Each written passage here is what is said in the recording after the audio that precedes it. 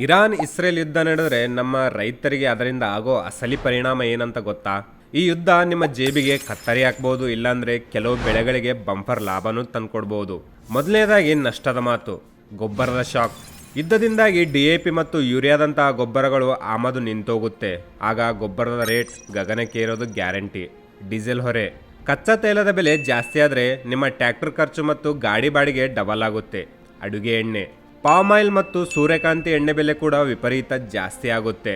ಮತ್ತೆ ಲಾಭ ಏನಪ್ಪಾ ಅಂತಂದ್ರೆ ರಫ್ತು ವ್ಯಾಪಾರ.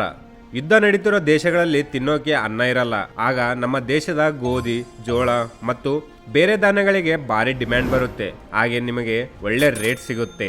ನೈಸರ್ಗಿಕ ಕೃಷಿ, ಕೆಮಿಕಲ್ ಗೊಬ್ಬರದ ರೇಟ್ ಜಾಸ್ತಿ ಆದಾಗ ಯಾರು ಕೊಟ್ಟಿಗೆ ಗೊಬ್ಬರ ಬಳಸಿ ಕಡಿಮೆ ಖರ್ಚಿನಲ್ಲಿ ಬೆಳೆ ತೆಗಿತಾರೋ ಅವರೇ ಅಸಲಿ ವಿಜೇತರು.